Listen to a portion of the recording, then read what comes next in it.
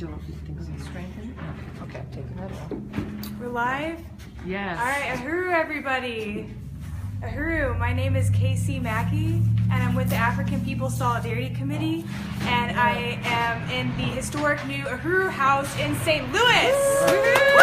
Woo! So we're gonna wait for some viewers to come in. Sorry, we had 2 practice runs, but hopefully third time's a charm.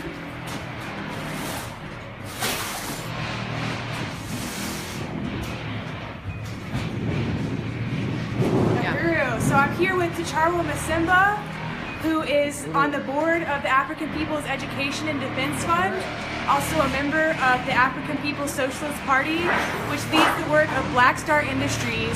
And Black Star Industries and the African People's Education and Defense Fund are partnering for the Black Power blueprint that the Uhuru House is just one part of. It's self-determination projects led by the Black community in St. Louis to reclaim their labor, their resources, and ensure a future for their children, and build, have the capacity to feed, clothe, and house themselves as a free people. So Black Star Industries is about building a new economy that actually meets the needs of African people, and that begins to replace the capitalist economy that is clearly not meeting the needs of African people. So that's what Ticharwa is leading here in St. Louis, also under the leadership of Deputy Chair Onezene Yeshitela. We also have Kitty Riley, who's a member of the African People's Solidarity Committee and works in the office of Deputy Chair Onezene Yeshitela for reparations and economic development. And we're gonna talk a little bit more about what they're doing here in St. Louis. And of course, this project is not just about St. Louis, it's tied to a worldwide struggle for African liberation, self-determination, reparations, and independence.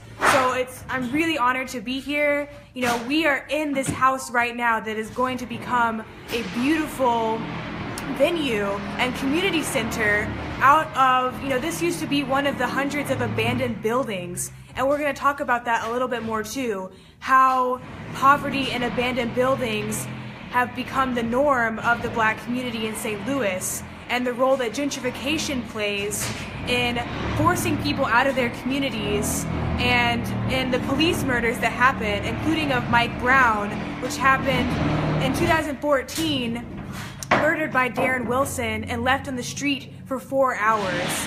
So we're talking about all these things because this project of the Black Power Blueprint and the Uhuru House is tied to a struggle to end gentrification, end police murders, end poverty and homelessness, and fight for real self-determination of the Black community here. So, this live stream is part of a launch that we're doing for the Black Power Blueprint. It's going to be a fundraiser, and we want to raise $25,000 by the end of February.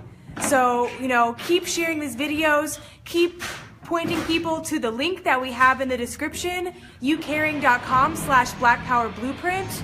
And today we want to raise $3,000. We're almost there, but we're gonna go higher. We want to keep going because we want to meet this goal by the end of February and get all the resources that this project needs to have in order to be completed and be able to be an accessible venue to the community. So it's really, really exciting. I really want to call on white people too to contribute to the fundraiser that's linked here, and to share and invite your friends. I'm gonna wait a little bit for more people to come onto the live stream before I interview these 2 incredible leaders of this project here. And I really want people to come in and hear about this and get a sneak peek at what's going to be a beautiful event space in St. Louis, right in the heart of the Black community. And so be sure to share and invite your friends, comment and let us know that the sound and visuals are working okay. And just gonna let some of our friends around the world know that we're live, so that they're making sure that they can see this and share it to groups, groups that are about revolution and social justice, groups that are about ending gentrification. Share all over, because that's what this project is about, and it's really unlike anything else that's happening, and we're gonna get into that in a little bit. So just want to invite folks to keep coming in, and I also want to announce that we raised $2,860 just from one live stream this morning. So it's really exciting. I really want to shout out Ruby Gittleson, who works in Uhuru Furniture, for matching. Once we got to $1,000, she matched it with her own $1,000. So thank you so much, Ruby. And just trying to look up who else has donated. Rose Roby, who's a part of Communities United for Reparations and Economic Development in St. Pete, donated $10. And she said this because it's not out of charity, it's out of a sincere commitment to reparations, which is overturning the relationship that white people have to African people, where we control the economy and we control the resources, and instead turning it over to African people to build their own economy that meets the needs of their people. You know, as Che Guevara has said, that there are no liberators, that the people liberate themselves. So that's why, you know, we in the African People Solidarity Committee have committed to working under leadership of the Black community so that they can ensure a future for their own people on their own terms, and that it gives white people a place to be a part of this future. And the way we do that is reparations. Because when we're talking about building a new economy, we're talking about getting to the source of the violence in the world. You know, that when we look around and see all this horror and terror inflicted on the peoples of the world every day, you know, when we talk about solutions, we have to get to the root. And the root is that we live in an economic system that was built on the slavery of African people and the genocide of the indigenous people and the theft of their land. So, you know, that's what this system has been maintaining for the last 600 years, is this relationship where white people acquire what we have and benefit from resources being stolen from the people of the world. You know, that the head of the African People's All African People's Development and Empowerment Project, Aisha Fields, has said that African people are not suffering from a lack of charity, they're suffering from a lack of control of their own resources. So this project is about making sure that African people, once again, have control of their own resources. So I want to keep shouting out people that have donated.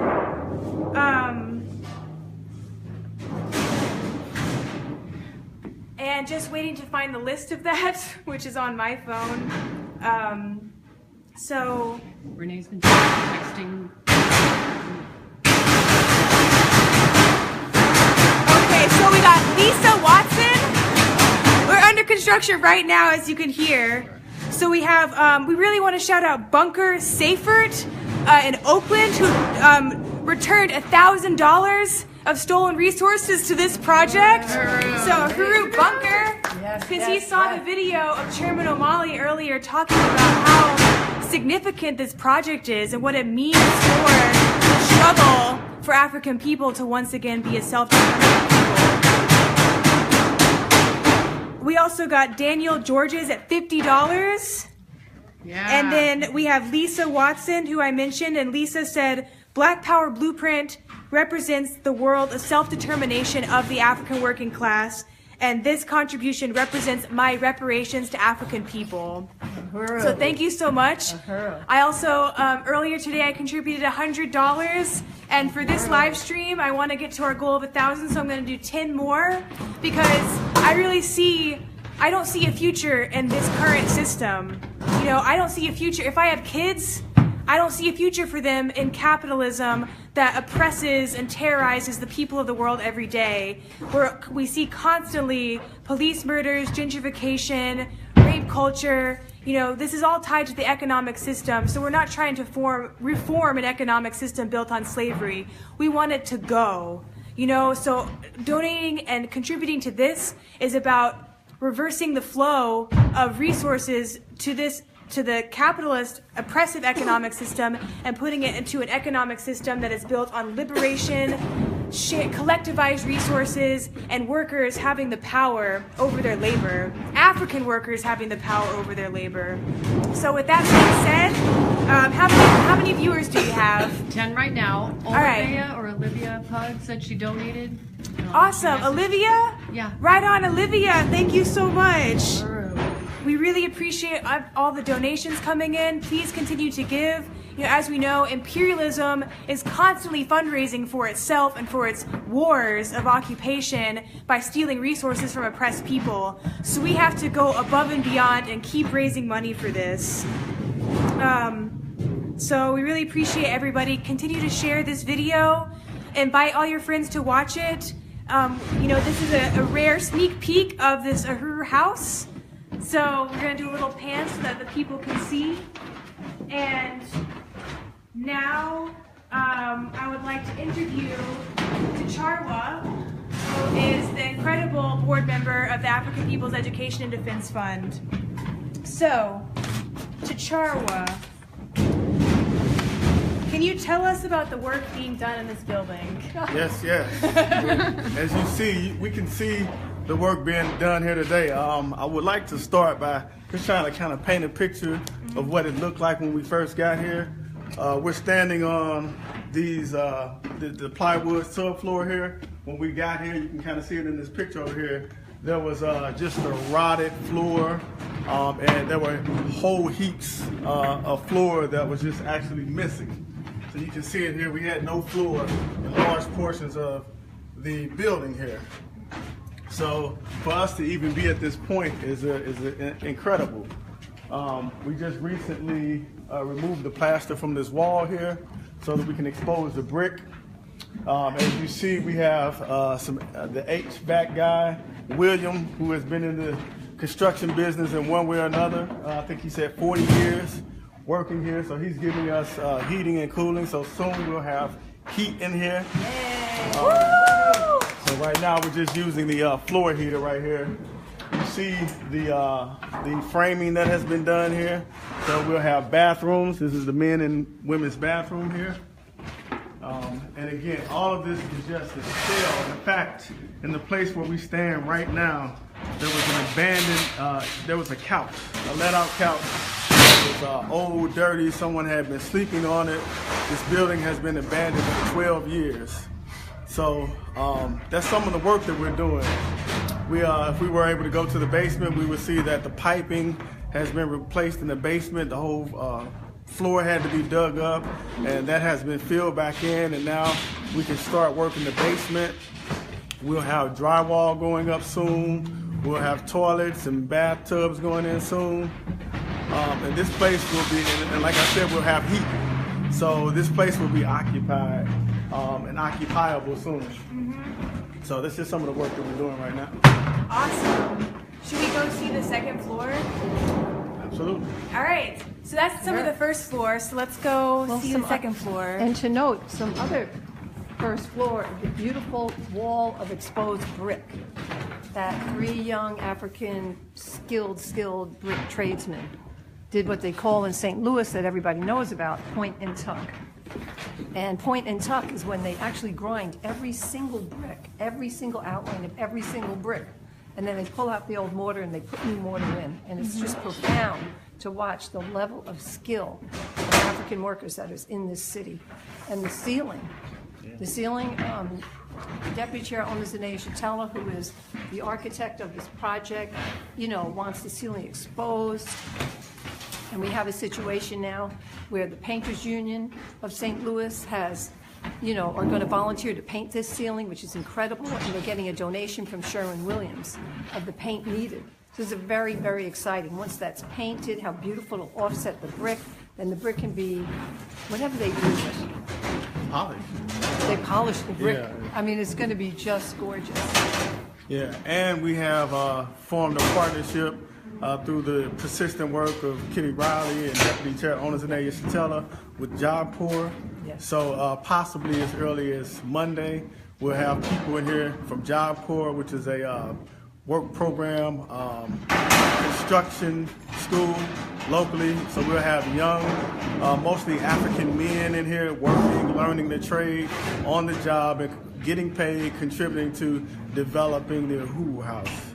Uhuru. Yeah. And that's the stage, right? This is the stage also. So this will be a community center, essentially. And this first floor will be what we call a Cobbler Hall. Cobbler is a tree word that means welcome. So this will be a place for people to have weddings, baby showers, whatever kind of space that they want to have here. They can rent out the space. They can utilize the space for political events, community events. So neighborhood associations can meet here. So this really one of the reasons, or one of the deterrents to the African community being attacked with gentrification and other forms of domination is that we lost the political activity. It was destroyed. So we don't have the political struggle on the ground in our neighborhoods because that was suppressed, it was destroyed. So that is something that we want to bring back because that is one of the ways to fight gentrification. Even beside the direct political issue that you may be struggling for, just having a revolutionary culture on the ground is a deterrent to gentrification. Right on. So we're gonna go up to the second floor, I think. The basement? Or should we go to the basement? Let's go to the Famous basement first. basement. We're going down. Okay, now go up, make sure I put some back. Oh, we gotta put masks on to go on. Oh, okay. All right. So we're going down to the basement.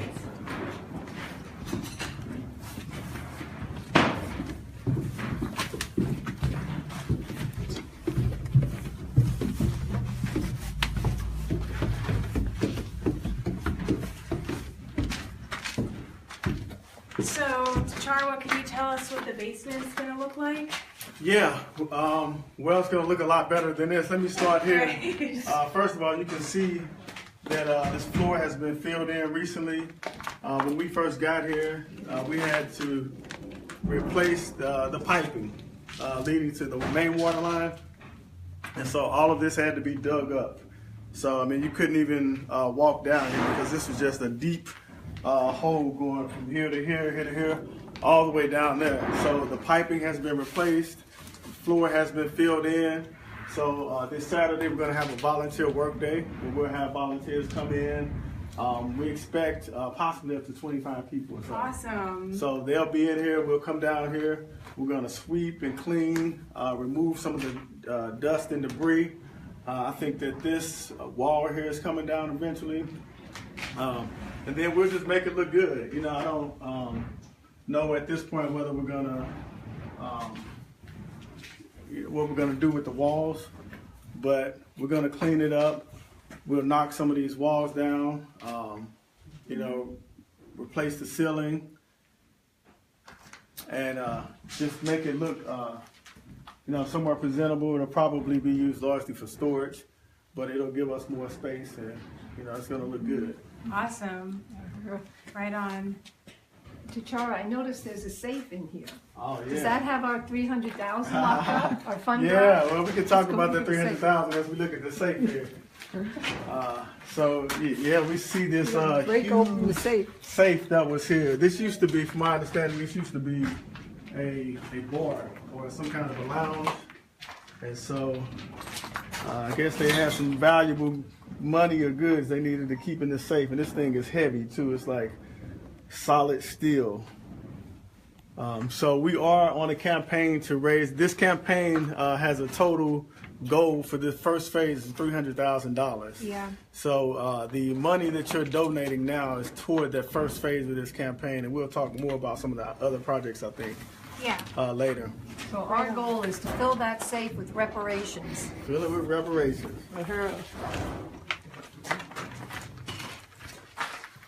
Looks like a few more donations just came in. Oh, yeah. Text it. Let's see here. We got Valerie Bronte gave $20 in reparations. Thank you so much, Valerie, You too. for supporting African self-determination. We have Comrade Star, who's given $20 more in reparations. Thank you so much, Star. You know, we have a lot of money to raise, so there's no amount too small. We're gonna go back up, and you're seeing right now, you know, what the money will go to. All these little flaws and things that need to be worked on in the building, you're seeing with your own eyes, you know, where the resources will be put. That this is going to be a finished, accessible, beautiful space for the community to have a stake in and to be a part of and have a say in. So, we're going up to the second floor, and we need masks. Keep on sharing your vids.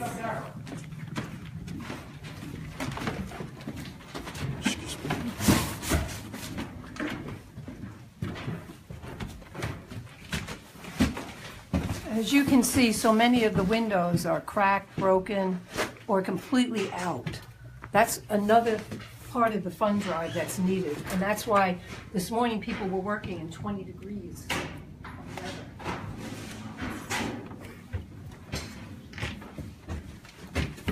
So we're going upstairs. So we've got a place plaster or drywall here.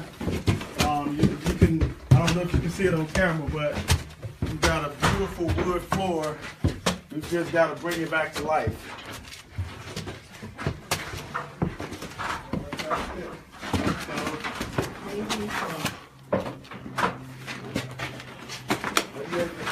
So come on up. Are you ready to say what's going on here? So this is the second floor. Yeah, tell us about the second floor. This is a 9,000 square foot building. Three floors with a basement. This is the second floor.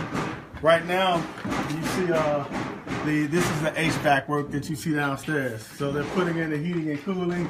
I don't know exactly what they're doing, but you see them tearing away some of the drywall so that they can run the ductwork or whatever they need to run through here. This will be the floor where we house our offices. So we'll have a break room up here. We'll have offices. We'll have an area that we'll see in a second, I'm sure, for a conference room.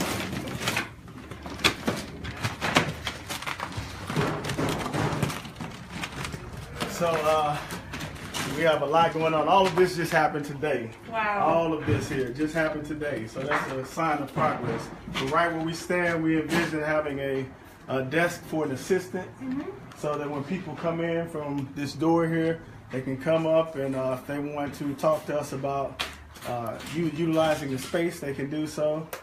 And behind us is our conference room.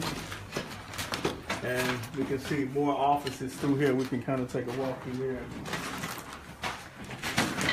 So this is the office back here. You see the beautiful windows. We need, again, I want to point to this floor. We need to get the floors back to their original state, and they'll look beautiful after we do so. We need to put windows in. And many of these windows are very expensive. They're older, custom windows. So we need to have those replaced. So your money is going toward a solid redevelopment project. Yes. Any more donations? Any more reparations? This is where it's at. This is incredible work. I mean, this is really getting to the root of the system. So we're really excited about, the possibilities with this space, and just want to put out there that, reparations comes from a sincere commitment to overturn the relationship that we've had as white people, where we control the economy, and why reparations means supporting African self-determination. It's the difference between solidarity and charity. That white people, we benefit from a system that denies people self-reliance, self-determination, where they have to follow white power's rules and rely on white power systems that isn't even meeting their needs. Just hearing about what African children have to go through in their school system, where if they, respond or try to challenge what their teachers say, they're put on they're told that they have ADHD and are given pills. A center like this is where African children can come and be taught about their own history, about Marcus Garvey, Malcolm X, Assata Shakur, things that they're not taught in school. And that's the kind of future that we want to support. One where African people are once again a free, self-determining people. And, this is it's really tied to ending a system that where the police murder African people every 28 hours.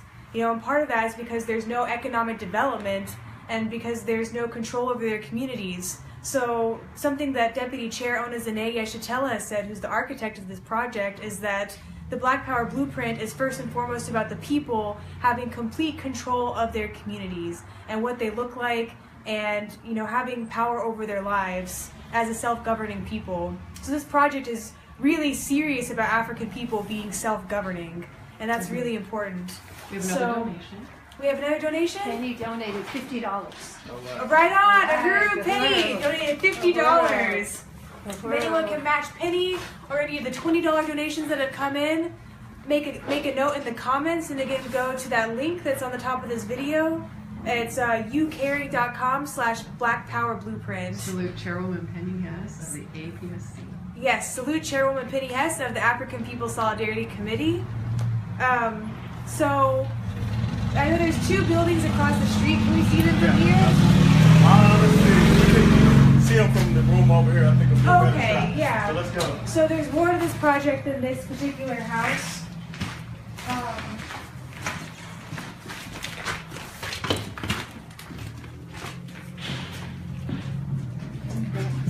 So if you can see through this window, T'Charwa, can you tell us about what's going to happen across the street?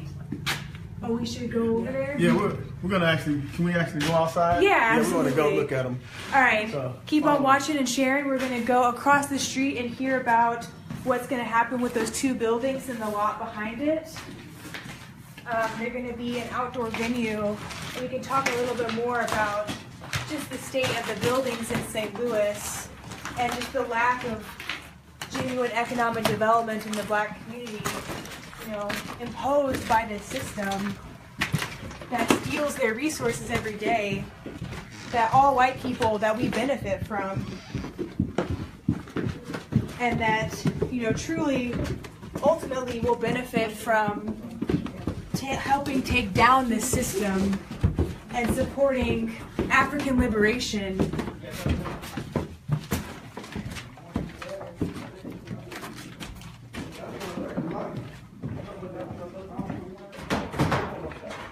So there's a lot of work to do, so keep on donating, help us make sure these projects get completed.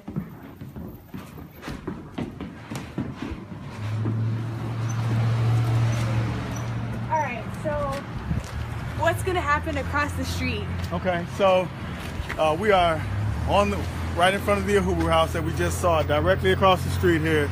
We purchased 2 buildings. We have 4 lots, and the 2 buildings will be demolished. They'll be raised. So we'll have a parking lot. We'll have a huge lot. Part of it will be a parking lot for parking for the Uhuru House and the events that we have here. And then part of it will be utilized for our One Africa, One Nation marketplace. This was many people in St. Louis will be familiar with this. We held our first annual One Africa, One Nation marketplace here in St. Louis Right on. this past July. And this has been, I believe, a 25-year tradition in the Uhuru movement, but this was our first one in St. Louis. So this will give vendors the opportunity to, however they get their products, whether they're they're painters who paint and create art, whether they're people who may get clothing from Africa, whatever you have to sell, if you want to vend and have the ability to make a living in an economy that does not give us the opportunity to do that in an independent way, you have the ability to come here, have a outdoor market for you to sell your products. And we plan on having a market at nighttime as well, so we'll have lights up. And it'll bring a certain kind of vibrancy. Yeah. It'll revitalize the culture here. Yes. It'll bring us a revolutionary culture. And this is, I'm sure we'll get into this later, but it's just so important that we create an independent economy and give people the opportunity to really recapture our labor. Yeah. So we can become a free and independent people again. Yeah. There's centers that say that they're community-based, that put out a positive rhetoric but don't really have a positive vision. Like the YMCA, for instance, claims to be for the community, but is a form of capital extraction because the resources that go into it don't go back to benefit the community, and it costs $1,000 to rent the space. So this is actually a positive, life-affirming, concrete plan that the resources will actually stay within the community, and it'll be accessible to the African working class, as they regain their freedom and liberation. So that's really exciting. And another thing I wanted to ask is, on that point for people that are coming in and watching, what's the mission and significance of the Black Power Blueprint Project? Yeah, that's important. The Black Power Blueprint Project is a project of the African People's Education and Defense Fund, as well as Black Star Industries. And the African People's Education and Defense Fund, our mission is to address and fight the disparities that you see in the African community. So, for example, I read a report recently that said that just between zip codes that may differ in a couple of miles, may be a 2-mile difference between one zip code and another, you can have as much as an 18-year life expectancy. This between a 2-mile radius. So if you look around, you see on one hand a vibrant community, but you see the extreme dilapidation. We see African people dying at a faster rate than white people, and that is inexcusable. So the African People's Education and Defense Fund, through the Black Power Blueprint Project, wants to address those disparities. And beyond that, we want to create an independent economy. We have this idea in the African People's Socialist Party about dual and contending power. And this is something that we've experienced directly as a party, so it's not just theory. But dual and contending power is when in any kind of space, economic and political space, you are able to contend with the ruling class for power for a period of time. And we understand that dual and contending power, or contending power, is not something that is permanent. That one side has to win.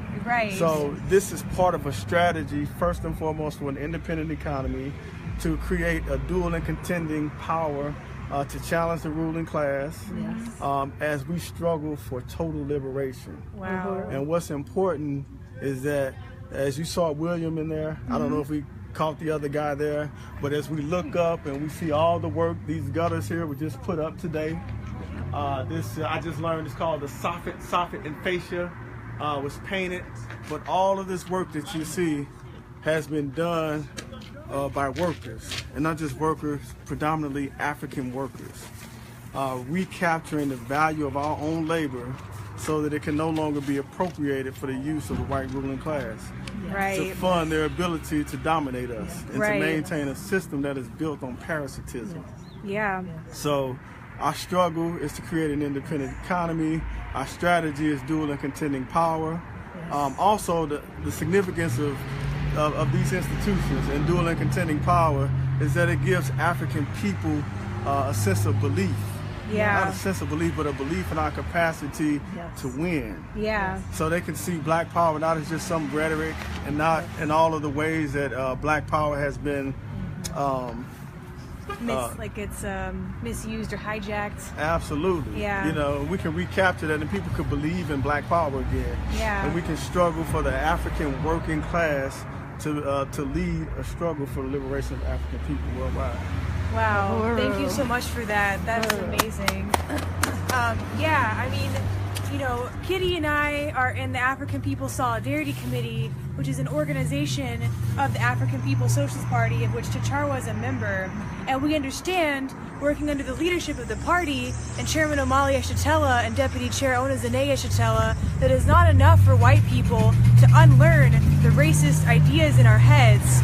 We can't just say Black Lives Matter if we don't support the struggle of Black people for Black power over their own lives. And the chairman has said that it doesn't matter whether or not someone likes you, it's about whether or not you have the power, so whether or not they like you, they don't have the power to hurt you without consequences, which is why we saw Jason Stockley get off for the murder of Anthony Lamar Smith in this city. That the police murder African people all the time, children, brothers, mothers, husbands and wives, and they just get off.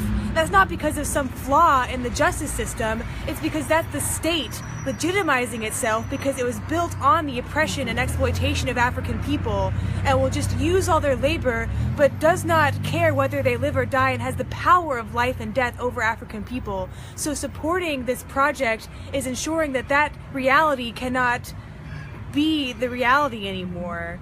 that there are two Americas and two realities, that white people are part of a colonizer nation. This land isn't ours. All the resources we have at our fingertips are a consequence of 600 years of slavery, torture, and terror inflicted against African people in our name or by us, that we have been complicit, and that, it's time to... Reparations is the wedge between white people that want to be on the side of African self-determination in between being on the right side of history and our ruling class, which wants to continue this system that doesn't even care about us either. So this project, this is in our interests. So do we have any more donations? Evan Garner got on the right side and donated $20. Evan Garner, right on, Evan. Right, Evan's great. a comrade in Asheville. Is going to be Uhuru. doing a party for reparations pretty soon. So that's incredible. One more question I wanted to ask you is that you grew up in St. Louis. Yes. So what do you see, why do you support the Black Power Blueprint Project being in St. Louis? And what do you think it'll do for St. Louis? Oh my God, yeah. Well, just to tell you, I grew up maybe 2 miles from here. I mean, it would be a 5-minute drive at best. So I grew up in this neighborhood. Yeah. And it's different. Colonialism is something that is what we're struggling against, and it's something that we've been struggling against for 600 years. But even in my lifetime, I've seen the dilapidation and further destruction of African communities, and it's no accident. Yeah. This is, we were talking to a guy yesterday who was he's a grassroots organizer. There was a plan recently in St. Louis. This just didn't get like this. St. Louis was planned to be depopulated. I think I heard someone say that, 50 years or so ago, we had a population of 300, 400,000. 850,000. And that population has dwindled. By 2/3, I read. By 2/3. And it's not an accident, No. African people have been driven out of this community. And it was part of a counter-revolutionary strategy to depopulate African communities so that you can remove the revolutionary element from African communities. And so as part of that process, they've drained St. Louis of all of its resources. They've pumped no resources into the community at all. And all of the vast majority of the property that you will see vacant here is owned by a small committee that just holds the land, oftentimes won't sell it. So the significance is that we get to struggle against that. My parents still live down the street, and we get to struggle against this colonial force that has driven African people out of this community and created all kinds of social and economic problems. So we get to win. Yes. That's the significance of it. Uhuru. Yes. Uhuru. Amazing. Thank you so much to Charwa. So now I wanted to ask some questions of Kitty Riley, who has also done a lot for this project. And you moved here as a member of the African People's Solidarity Committee. So first I wanted to ask, why did you join the African People's Solidarity Committee? Well, Uhuru, I joined the African People's Solidarity Committee because I had seen, of course, injustice, since I was a child, as everyone has, white people have, without understanding the why of it. Right. And also, just had witnessed in the 1950s the really heroic resistance struggle of African people all throughout the South. Tens of thousands, hundreds of thousands of African people resisting, just for even the right to vote. The dogs, the police dogs sigged on them, the fire hoses by the firemen, the police brutality, the beatings, the lynchings, shooting Africans in the head for going up onto county courthouses just to vote. And you watch this on television every night, and then you saw the heroic Black Power movement of the 1960s, where Africans were getting organized for Black Power. And you saw that being attacked and destroyed, and people being imprisoned, people being killed, and institutions being burned down, free breakfast programs for children being burned down. And you saw these attacks from the state constantly over and over and over again. And it just was no way. I wanted to find a way to be organizationally really tied to the Black Power movement. It wasn't enough, after a while, to go to demonstrations or to demonstrate for the right of the Vietnamese to control their future and their liberation. It was clearly the same struggle as the Vietnamese, as the Black Power movement summed up over and over again. It was a struggle for national liberation. So what does that mean to me as a white person? That means I have to be in solidarity with that struggle. And because it was really clear that all the things that we had gotten in that period as white people and as white women, all the democratic rights was fought for, the road paved, the batons beaten down on the African working class. Yeah. That's who paid the price. Yeah. Went to prison, had the movement crushed, and it was we as white people, whether we would people fighting for the right as disabled people to be able to even roll down the sidewalk or get into a bathroom to use, or get up a flight of stairs somehow, whether it was the right of women to get out of the kitchen, as Chairman Amalia Shatella always says, you know, and get out into the world, you know. It was every single right that they attributed, even to the form of affirmative action. Every right used a black face to show it was affirmative action. Every right was won by white women. Yeah. Every right was won. The glass ceiling, economically, politically, mobility, you know, it became a really sellout opportunist movement. Yeah. And after trying that one, it didn't work. So you left And that. I left that. And, you know, the American Indian movement was so powerful in the 60s, and they also saw, you know, crushing defeat, but they were resistant, and they came around to where I was living, looking for solidarity, you know, to get a bail fund for Dennis Banks and Kamuk Banks, leaders of the American Indian movement, and white women that I knew were buying the land in Oregon. So it was just white women fighting for what white men had controlled. There was Right. no difference. We were white. Whether we were working class, whether we were middle class. The theory of African internationalism, the science that Chairman Amalia Shatella has taught us, proves that all white people benefited from the enslavement of African people. Yeah. The white worker was created, the white bourgeoisie was created, all of us benefit social wealth generations upon generations and participated fully in the enslavement of African people. I wanted no part of it. I hated capitalism. I just hated it. I hated the violence, everything that I saw, I hated it. And it was meeting, you know, the African People's Socialist Party that gave me the science, the theory, and the honor and ability as a white person to see our future with the future of African people, destroying a colonial system, a social economic system we were born into that has no redeeming qualities at all, Yeah. cannot be reformed. There's no way. There's no wishing it away. We get on board, you know, get Yeah. on the train that's led by the African working class. Yes. And we'll be going to freedom in every way. And donate to this project. This is it. That was This is amazing, it. Kitty. Do y'all want to go back inside for the rest of the interview? Why, it would As you be keep good. calling for In donations. the 30s. It is a little nippy. And the men would be maybe taking I just stuff. really want to appreciate the incredible analysis that Kitty and Tacharwa have given about why this project is so important, why it's not just the renovation of a building, but why it's just tied to an entirely different world that we can be a part of.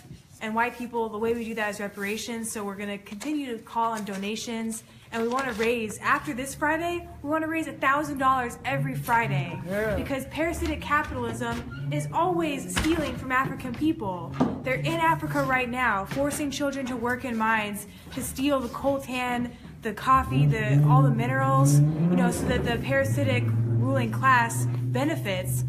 So we want to contend with that. And like Tacharwa said, support the struggle for African people to have dual and contending power, which is only temporary. Only one of the powers can win, and we want Black Star Industries and the African working class to win. So Uhuru. another thing I wanted to ask is one of the buildings we can't see today because it's a little bit of a drive, but it's the Uhuru Kitchen, which has a lot to do with, you know, what some activists I know refer to as like black food justice. And, you know, I wanted to talk about I wanted Kitty to talk a little bit about what is the significance of the Uhuru Kitchen. Uhuru. Well, this incredible building is set for renovation in 2018, in 2019. And it's going to give Black Star Industries the ability to continue the struggle for the control of food production and food distribution, which is at the essence of one of the Black Star Industries campaigns, which is Uhuru Foods and Pies, that has been going on for 35 years. People know us in whole Northern California, they know us in Florida, and we've done the Uhuru Pies in Philadelphia and the New York area as well. And we will be bringing it here to St. Louis, which is really incredible. Uhuru. And because of the severe gentrification that we see in cities like Oakland and the whole Northern California Bay Area, there's absolutely no way we could even lease a kitchen or a building, much less purchase one. The opportunity was here, and Deputy Chair spent just hours, weeks, and hours and months and located this building, and it really makes it possible. The building itself is over 5,000 square feet. It will house an open community commercial kitchen, and it will house Uhuru Foods and Pies and an open bakery cafe where people can come in. And also it has, in a total 12,000 square feet between the outside where there's a whole huge yard where the vision is for like herb gardens, we can grow food, it could be outdoor seating venue, it can have live jazz, you know, and so on. And this part will be for storage. It's got a cement floor. And I do want to just tell you a little story. When I joined the movement, I worked at something in Oregon called Starflower, and it was natural foods distribution throughout Oregon and Northern California. And it was started just by a brother and a sister in their garage, packaging up herbs and cheeses. So I know this is going to be done. And, you know, they ended up with semi-trucks and bobtail trucks.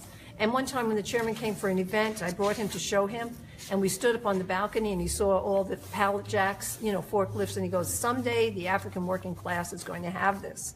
And you would stand there and you could see cashews. Where are they from? Mozambique. I mean, I was myself shocked. I thought, wow, every picture you see, Africans have access to no food. What are the cashews of Mozambique being in the United States, sold in Oregon as a real luxury food, very expensive, you know?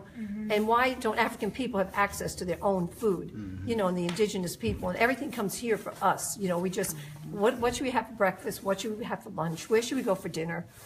This is real life struggle. These institutions are what Chachara said, dual and contending power. You have to invest in it. You have to invest your money in it. This is the future. It's unsustainable for us to think as white people that we're going to live in a country still sitting at cafes every weekend, choosing whether we want vegan this or blah, blah, blah, blah, blah. And the people, 80% of the people live on less than $10 a day in the world. You could get on a plane and end up somewhere where you're living on less than $1 a day. We're one world. We are sucking it all in for ourselves. That's the social system, and we have to step outside of it, condemn it, and join with the rest of humanity under the leadership of the African working class and build these institutions. This is our future too. Black Power Blueprint is the future of white people as well. Yeah. And I want to donate. This morning, at noon, I donated $25. I know it's $100 Friday, so I want to donate $75 more. Uhuru. So for anyone that just joined, I really want to shout out Kitty for her donation of, what was it just now? $75 more, which puts us at $3,025. Let's get to $4,000 by the end of the day. We've raised, let's see, 80 plus 75 is 155 from this live stream. So we want to get a lot more. So for anyone out there that sees how incredible this project is and sees this empty building and wants it to become a beautiful venue that African youth can be a part of, that, you know, all these communities can have a stake in, we want to call for people to put your donations into the comments, continue inviting your friends, you know, and for Christmas this year, you know, we held a webinar last week about how white people have this tradition of getting each other gifts from malls, and, you know, but what better gift to give than getting, you know, making a donation in each other's names, this incredible project to build an actual future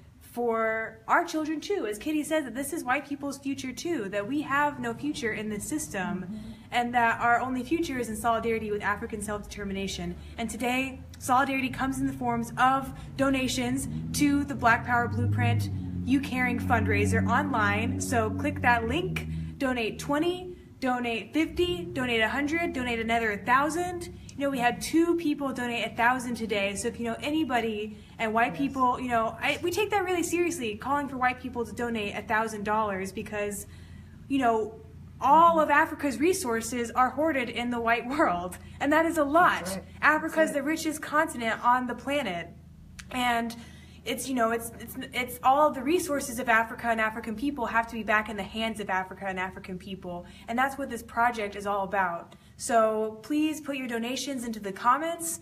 I said at the beginning that I was going to do 10 more, that I did 100 this morning, and I want to do 10 more. I want to up that to 20. So I think that puts us at 3,035. So let's keep going. No, wait. I'll check on the numbers. But, you know, we really want to get up there. So please keep on donating. Do we have any new ones in the comments? Not yet? All right. There was one part of the GECO I did not mention, which is the the future home of the African Independence Workforce Program. And that is a program that Black Star Industries is addressing the mass incarceration of African people that was part of the attack on the African community. And it's, as Deputy Chairwoman Zanea Shatella, the brainchild of the African Independence Workforce Program, said, you know, it's like double jeopardy. They did mass incarceration, they arrest African people, they imprison them for years, they come out, and then, once again, they can't get employment because they have a felony. So it's double jeopardy. And this program, you know, is going to involve childcare, housing, because if you get out of prison, you need more than a job for a day. You need housing, you need everything. And that whole picture is being solved by Black Star Industries. And it'll be training people in Uhuru Foods and Pies. And they can stay and help develop it because we are going to develop that to $1 million business. Or they can go somewhere else, whatever. They will be trained, they can be part of it. And that's nothing. Individual 30-year-olds do businesses like that. This is time. This is Black Power blueprint time. And we have a track record. This movement has a track record. If you donate $1,000 or if you donate $20,000, you are going to see exactly where it goes. Exactly. Institutions have been built in St. Petersburg, Florida, in Philadelphia, Pennsylvania, in Oakland, California. I mean, this African People's Education and Defense Fund has a track record, experience. Yeah, every dollar to the Uhuru movement goes a long way because it's led by the African working class who have always, for the last 600 years, been forced to make every dollar go a long way because their resources are being stolen from them.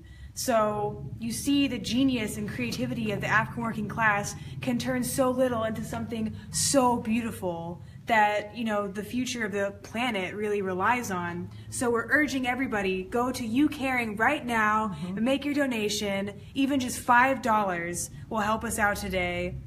You know, and definitely send this to your family and friends and tell them that this is what you want instead of a Christmas gift. So we're calling on resources again because that's what this live stream is about, getting a sneak peek of the house that you can have a part of creating. I mean, it's just, you know, for white people, just think about how donating to this is about donating to an African self-determination project in the heart of a country that was built on slavery. You know, and we all know, people say slavery is not over. We have a school-to-prison pipeline. We have a country where 50% of the people in prisons are African people who only make up 13% of the population. And that, like Chicharwa said, that there has been a plan to push the African community out.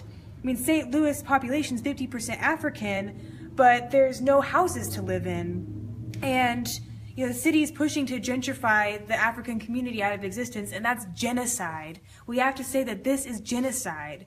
Gentrifiers are genociders, you know, and white people were part of a gentrifying population. And when we're talking about gentrification, it's colonialism. And I really just want to get to the root of colonialism, that, you know, it's always come with settler colonialist violence. So gentrification is no different. It comes with police murder. It doesn't just look like being priced out of their homes. It looks like being shot in the street and left there for 4 hours, like with Mike Brown. You know, it looks like 3 teenage girls being chased at 95 miles per hour down a one-way road and crashed into a pond. You know, so that's gentrification is why Mike Brown had to die, why Dominique Battle, Anaya Miller, Ashanti Butler had to die, why Anthony Lamar Smith had to die, why 7 African people have been killed by fatal police shootings in St. Louis just since September 2017, which is the highest number in a decade. So, and that's because of regular white people. So investing in this is investing in a future where we are no longer the colonizers whose reality is built on the backs of whole other peoples. So if you're watching this, keep inviting your friends and urge them to go to UCaring and donate right now, because we're trying to raise money for this incredible project.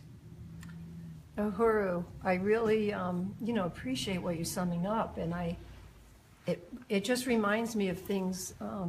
I've had the honor of being in the building a lot, so therefore, some of the men that are working here, who have been incredible, and African women as well, will just tell the same kind of story Charles told, because they grew up here. And the painter who was just up on this high ladder all week, fixing and repairing and installing the fascia and soffits, he was saying how when he grew up here, it was so different. There was grass. There weren't fences. There was grass and there were flowers. So beautiful. There were flowers. All the children were playing jacks and double dutch and hopscotch. There was like real community life. And he's not that old. He looked like he was about 40 years old. You know what I mean? And then we talked to Mr. Brooks, who's a very dear friend and has worked so much on this building down the street. And he will say that there was a boxing ring, there was a roller skating ring, there was a movie theater. This was an area of commerce. This was an area of community commerce. But the main thing is that distinguishes Black Power Blueprint, a lot of those businesses were owned by white people. Yeah. And when I was growing up, white people owned all the businesses in the black community, and everybody knew it. Everybody knew it. It was always understood, no matter what. And they were owned by white people. This is Black Power Blueprint is African people. As Chachara said, self-determination, dual and contending power. That means it's not just a center, like Casey was saying, like let's say the Y, where you can rent a space.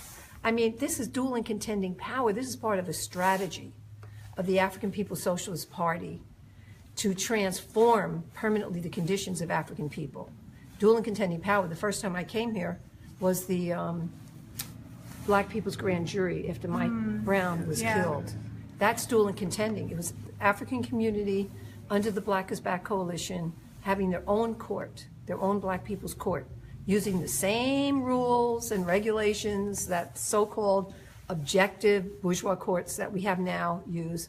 But the jury was African workers. They were painters, they were child care workers, they were unemployed, they were whatever. They were really from the community. And they heard the same evidence that the court that freed Darren Williams heard. And they came out as a jury. They were sequestered, everything.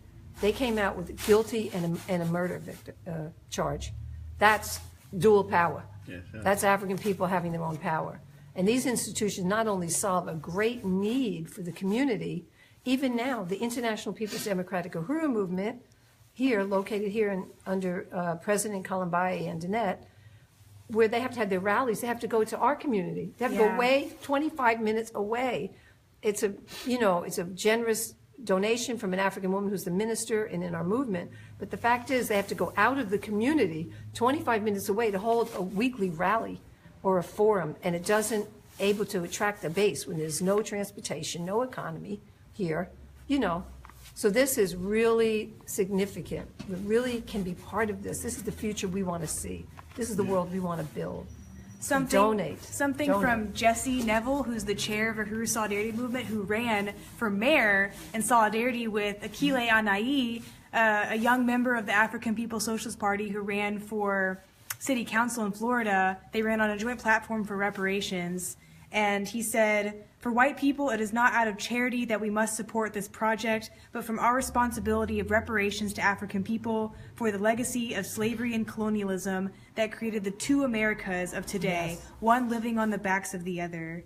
And another thing was from Comrade Rose Roby, who was a part of that struggle, who I mentioned at the beginning, but I'm sure we have different viewers now, said, "Every white person should give whatever we can, not as charity, but as a way of giving back the stolen wealth that white people have hoarded at the expense of Africans." So Yeah. be like Jesse, be like Rose, make a contribution today. Uhuru. A new donation. A new donation?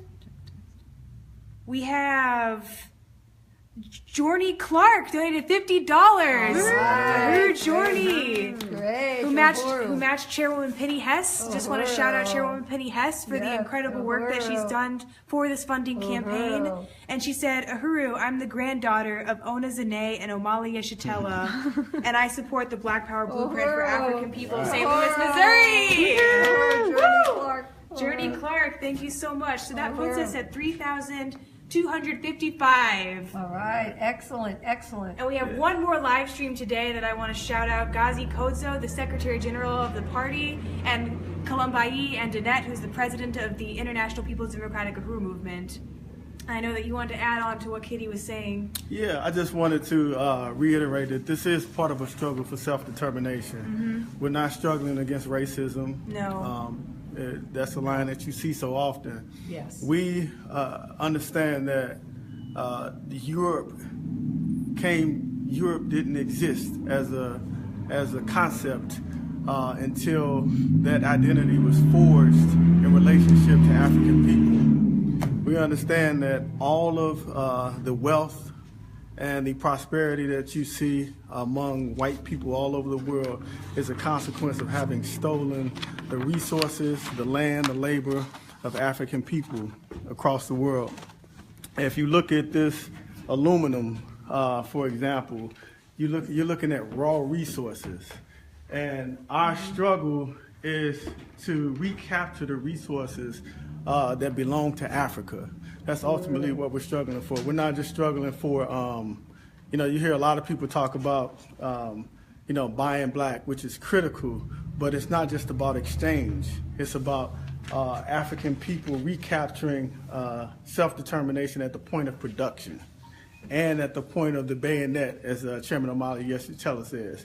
So the police system, we understand, have a relationship to maintain this power, the structure where white people live off of the land, the labor, and the resources of African people. So this is our basic analysis. So our struggle then is to recapture our land, recapture our labor, recapture our resources, recapture the instruments that allow us to take these resources that come from nature and turn them into things like this.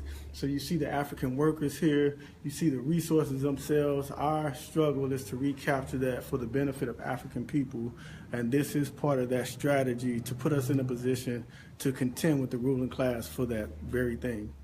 And I was going to say something else, I forgot. But this is our struggle. Yeah, absolutely. This is the Black Power movement coming alive again. I really, really appreciate Chichara and what the analysis and what you're saying. And, when Jesse Neville made the comment that there are two countries, there are two Americas inside this country, the important thing for us as white people to understand is that we do have a relationship to the black community, that we are inextricably connected to the black community, but it's a parasitic economy that connects us. And the only way to separate that is through reparations. As Casey was saying, that's the divide, because in this city, the two countries, the Delmar Loop is actually a term coined all over this country, the Delmar Divide, coined all over this country to mean the disparities between the impoverishment, the socioeconomic, they call it, but the poverty, oppression, police violence, the schools in the black community, and the white life. That's the parasitic relationship right there. And right in this country, it is so severe that they coined a term, the Delmar Divide, based on Delmar Boulevard, right here in St. Louis. On one side, on the north side of Delmar, 98 plus 7% is African. And the median income, family of four, is $18,000. But for what I've seen, I would doubt even people live on $18,000, to be honest with you. I've seen some of the worst impoverishment. And then on the south side, it is the white community, majority white community. And that's where, within one block, it's what Deputy Chair Onizane kept summing up. Within one block, it's cafes, flower beds, tree-lined streets, peace. economy, shops, etc. It is literally a divide that shows dramatically in one block. And that's why it has to be unacceptable for us as white people in St. Louis and anywhere in this country that we do not come on the other side with the resources, get the resources, because those resources are there because of the extraction of aluminum from Ghana, right there. That's why the resources are in the white community, the extraction of the diamonds from Africa. It all really starts there because, as Chachar said, the wealth of the world is in the mineral resources, and it's in Africa, 12 million square miles of Africa. That does not benefit African people. Their labor is for us. Every time they labor, it's for us. When they come in this building, they labor for themselves and their future. And we want to bring our labor, we want to bring money, resources, skills, talent, anything you've got to give, a work day, you come here. This is where we'll build a future, in a really principled way, in a principled relationship around reparations and solidarity with the African community. Uhuru. Yeah, that's what I really want to build amongst white people in St. Louis that say that they're for Black lives, that this is the project then that we have to get behind, because this is what's ensuring a future for Black people in the city and around the whole world, because it's tied to this international struggle of African people to once again be a self-determining people, which of course was interrupted when Europe attacked Africa. Charwo mentioned that white people have a much longer lifespan than African people, but that wasn't always the case. That white people, we were dying in Europe. Right. We had a very, very short lifespan into our 20s because of the bubonic plague and because Europe was disease-ridden. Yeah. And we struck out to rescue ourselves from that bleak reality by attacking all the peoples of the world. And now African people have a much shorter lifespan, and the indigenous people live in concentration camps referred to as reservations with a lifespan only into their 40s, when they used to live well into their 90s, when they had stewardship of this land. Yes. And so, this struggle for the Black Power blueprint is also about solidarity with indigenous liberation, because it's about the destruction of parasitic capitalism, which is the base of indigenous people not having ownership of this land. Yes. So, even our lifespan is stolen as white people, and reparations means really rectifying that parasitic relationship, as Kitty said. And another thing I wanted to say is there was a study recently that said 51% of millennials, which I always think of as like white youth, my age, in their 20s, say they would prefer to live under socialism. And that's clearly because white people see that capitalism is terrible. We may have built this system, but now it's obviously the most untenable violent system, and we're coming to see that it's horrible. No one wants to live under this system anymore. I mean, people just are really fed up with the tax cut that happened recently that gives corporations, they don't have to pay anything, but working people will have to pay so much more, and that's really going to really hurt the African working class community. So that's why we need to put resources into this project, because that's trying to go up against those really detrimental effects that will affect African working class people first and foremost. So, white people my age, I see a lot of people saying that they hate capitalism and they hate white power, but we have to channel that into organization, into a movement for reparations, and that true socialism will not be led by white workers. That we've discussed many, many times in this live stream how capitalism was born parasitic on the enslavement of African people, the theft of their land and labor and lives, and on the genocide of the indigenous people. So the struggle against capitalism will be led by the African working class in solidarity with all colonized, oppressed workers of the world, and that true socialism will come about from the African Revolution. And that's because capitalism was built on colonialism.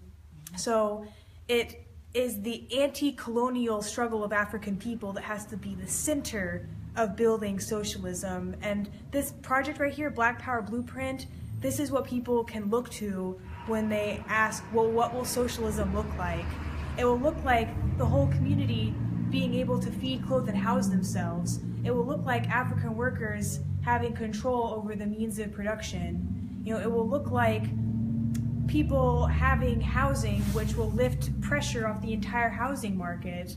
You know, it'll look like everybody actually living in a reality where no one's living parasitically off of anybody else. So for any white socialists out there, you know, you got to get behind the Uhuru Solidarity Movement and the African People's Solidarity Committee, which is raising $25,000 by the end of February alone for the Black Power Blueprint Project, and make any contribution you can. If you say you support socialism, then you have to be for reparations, which is the ultimate redistribution of stolen labor. That's right. Yeah, right.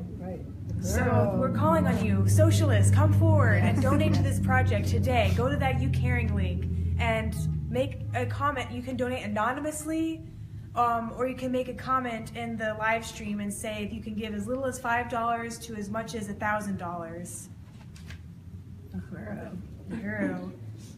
I wanted to make an announcement too about the volunteer work day.